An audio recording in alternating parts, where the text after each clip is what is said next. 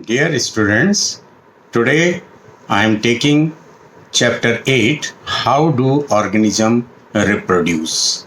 This is important chapter, and according to NCERT book and as per the CBSE syllabus, I will give you a slide show which will make clear all the steps.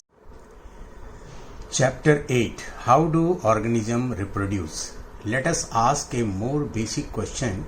Why do organisms reproduce? After all, reproduction is not necessary to maintain the life of an individual organism, unlike the essential life process such as nutrition, respiration and excretion.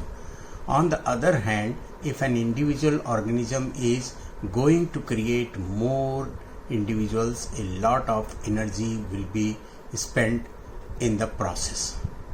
So, why should individual organism waste energy in process it does not need to stay alive? So, organisms look similar because their body designs are similar. If body designs are to be similar, the blueprints of these designs should be similar. Therefore, the reproduction at its most basic level will involve making copies of the blueprints of body design. The DNA in the cell nucleus is the information source for making proteins. If the information is changed, different proteins will be made. Different proteins will eventually lead to alter body design. The importance of variations. Population of organisms fill well-defined places or niches in the ecosystem using their ability to reproduce. The consistency of DNA copying during reproduction is important for the maintenance of body design features that allow the organism to use that particular niche. Reproduction is therefore linked to the stability of population of species. Temperatures on earth can go up or down, water levels can vary, or there could be meteorites hits.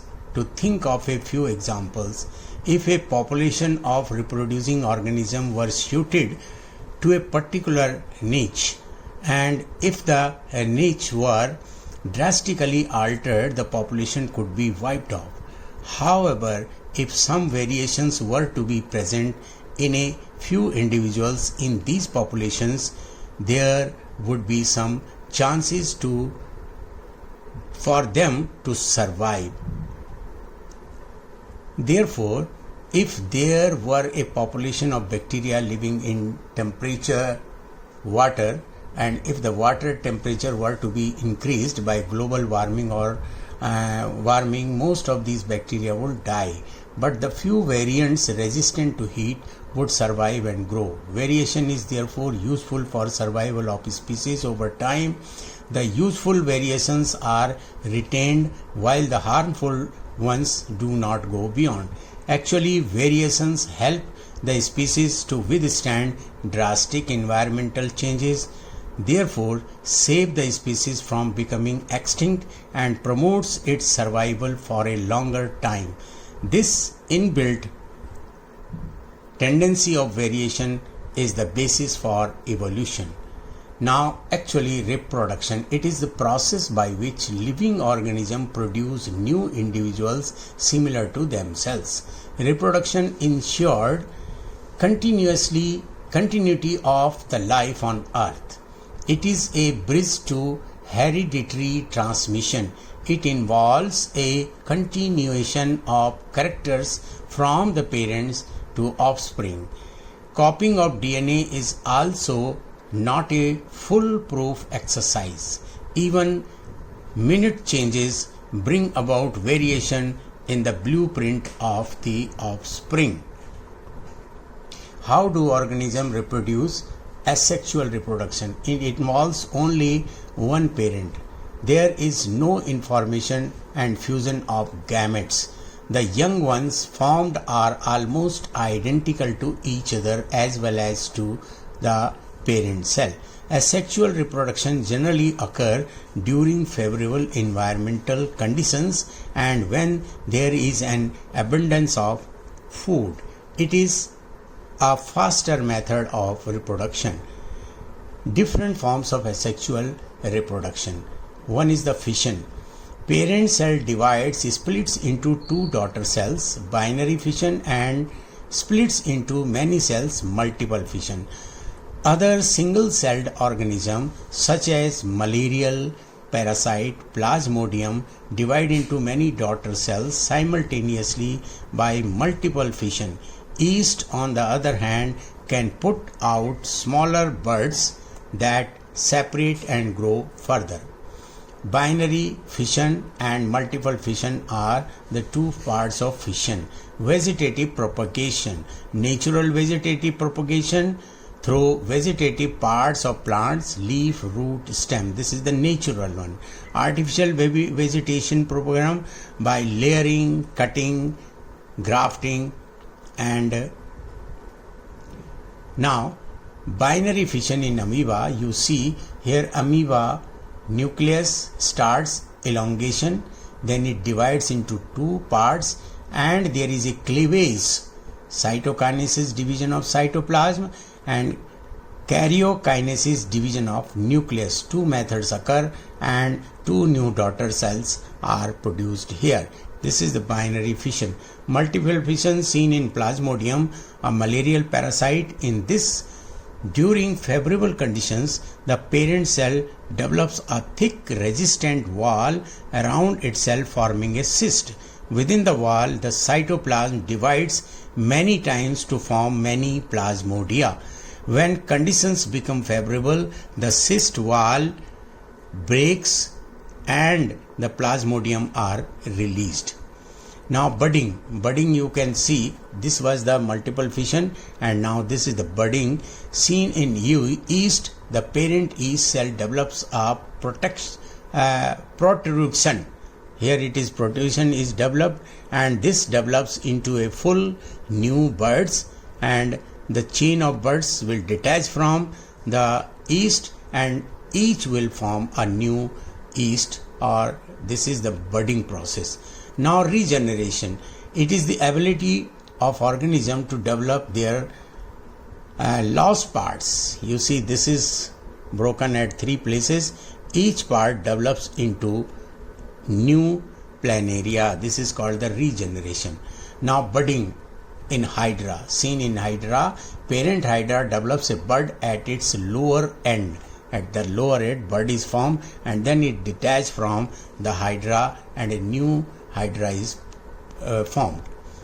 Now spore formation. Spore formation here, spore formation in Rhizopus. These all are the sporangia, erect hyphae.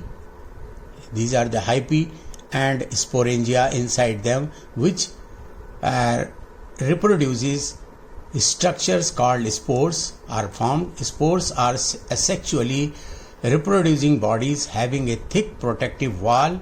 They are produced during unfavorable times and help to tide over the unfavorable environment conditions. This protection, when the spores fall on the suitable media, each one forms a new individual. Vegetative propagation, natural vegetative propagation, method by which the plants reproduce by their vegetative parts such as roots, stem and leaves under appropriate conditions. This property of vegetative propagation is used in methods such as layering or grafting to grow many plants like sugarcane, roses or grapes for agriculture purposes. Mint reproduces naturally by roots, sugarcane, jasmine by stems and bryophyllum by leaves. In bryophyllum, buds are produced in the notches along the leaf margins and when they fall on the soil, they develop into new plants. You can see here, this is vegetative propagation by stem. This is ginger, it is ginger rhizome and B onion, C potato. This is the bryophyllum leaves. There are plenty of young plants and they will develop into new vegetative propagation by roots. In the young plants, adventitious roots are formed and swollen roots. You see there are sweet potato, etc. New plants are developed. Now, artificial vegetative propagation, the technique of cultivating tissue on a nutrient media and aseptic conditions in laboratories, is called tissue culture. This is widely used in raising new plants. A small piece of tissue is cut. Small piece of tissue is cut from the plants and then put in a nutrient media under suitable conditions. Then this tissue grows into an unorganized mass called callus. This is the callus here, and the portion of this callus is placed in another media which induces differentiation and plantlets. The plantlets are formed and these plantlets are transported to the pots, and from there they are transported to the other soil. Importance of vegetative propagation. Plants can bear flowers and fruits earlier. Plants which have lost the ability to produce viable seeds can also reproduce by vegetative propagation. All plants are genetically almost similar to the parent plants. Seedless varieties can be obtained. The property of vegetative propagation is used by horticulturists in developing methods like layering, grafting to grow many plants like sugarcane, roses or grapes, which we have studied earlier. Tissue culture, the technique of developing new plants from a cell or tissue in a nutrient media, which we have seen earlier. Now, DNA copying mechanism cannot be absolutely accurate, which in the beginning we have discussed.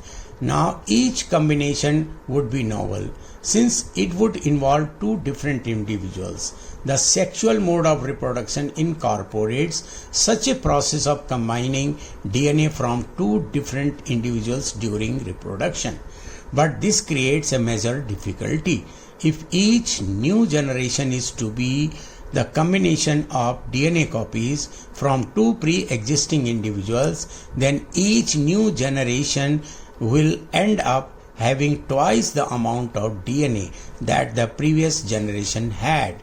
This is likely to mess up the control of the cellular apparatus by the DNA. One solution to that many multicellular organisms have found for the problem mentioned above is to have a special lineage of cell in specialized organs in which only half the number of chromosomes and half the amount of DNA as compared to the non-reproductive body cells. This is achieved by the process called meiosis. In very simple organisms, it is seen that the two germ cells are not very different from one another or may even be similar. But as the body designs become more complex, the germ cells also specialized. One germ cell is large and contains the food stores, while the other is smaller and likely to be motile. Conventionally, the motile germ cells is called the male gamete and the germ cell containing the stored food is called female gamete. Now, sexual reproduction. Sexual reproduction in plants, sexual reproduction in human beings. The mode of reproduction that takes place with the involvement of two individuals by two different sexes, that is male and female. During sexual reproduction, male organism having male sex organs produces male gametes, that is sperms, which are small and motile, and the female organism having female sex organs produces ova, which are generally large and store food. Male and female gametes fuses to form zygote that grows into new organism. Significance of Sexual reproduction. Sexual reproduction involves DNA as well as cellular apparatus for two different organisms, which promotes diversity of characters in the offspring. Since gametes are derived from two different organisms, it results in a new combination of genes which increases the chances of genetic variation. Sexual reproduction results in the origin of new species. Sexual reproduction involves division in the sex organs that reduces the DNA matter to half so that the zygote formed after fusion has the same amount of DNA as the parents. It maintains DNA in a species. Limitation. Sexual reproduction involves the process of combining DNA from two different organisms, which may bring some undesirable features also.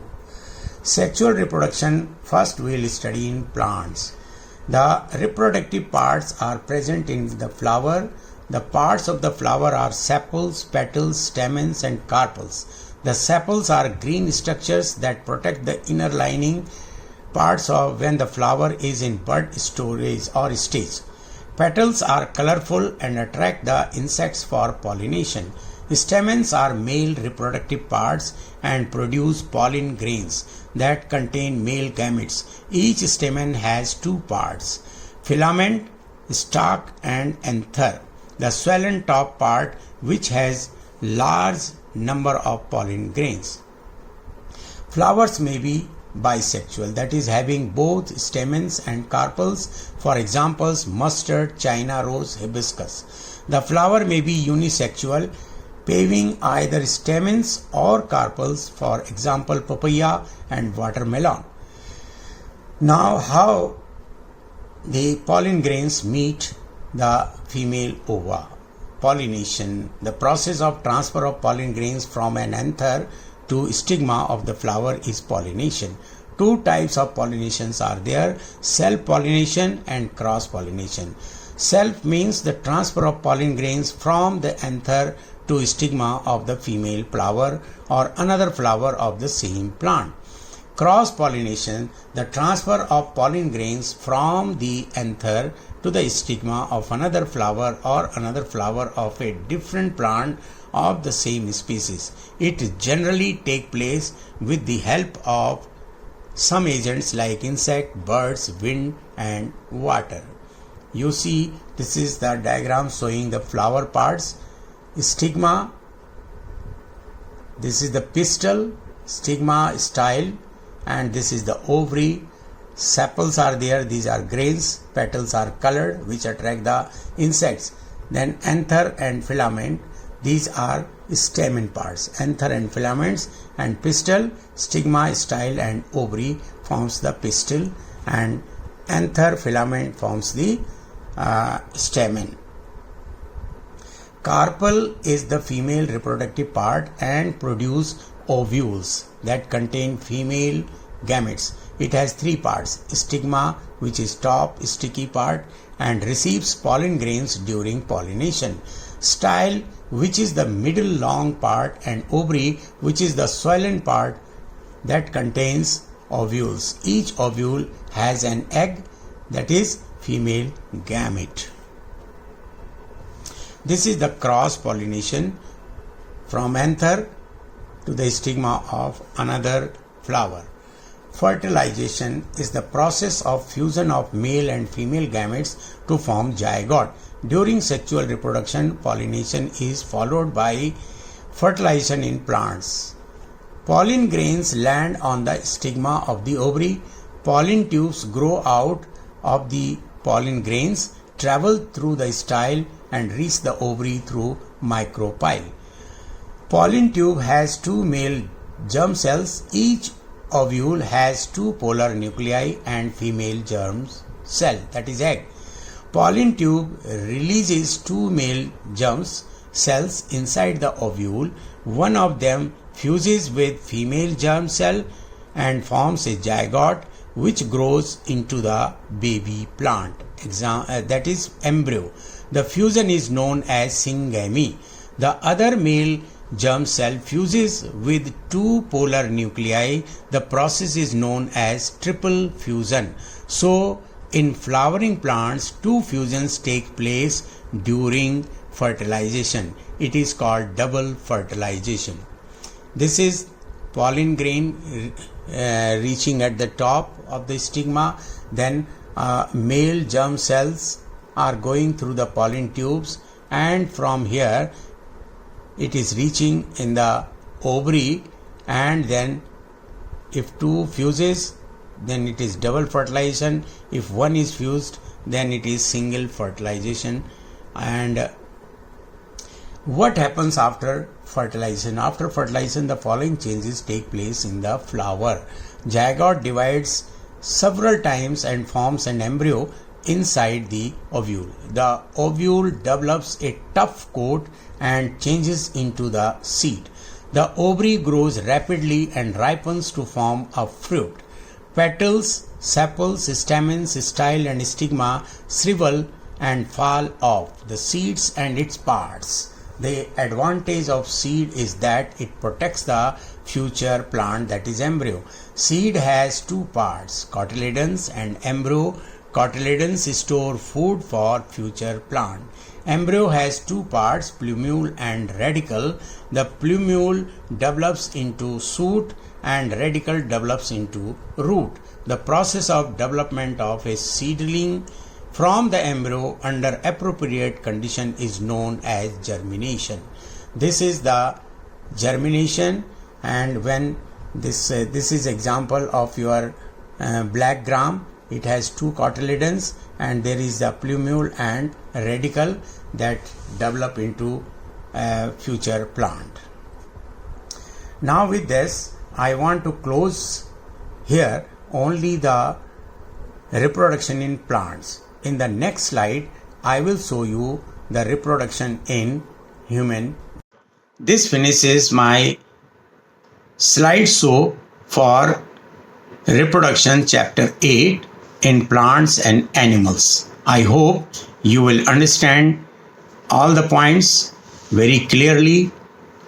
If you like this slide, please push the button like, and if you have any comments or you want to have some suggestions, please give it to me. I welcome them. I wish you all the best. Thank you.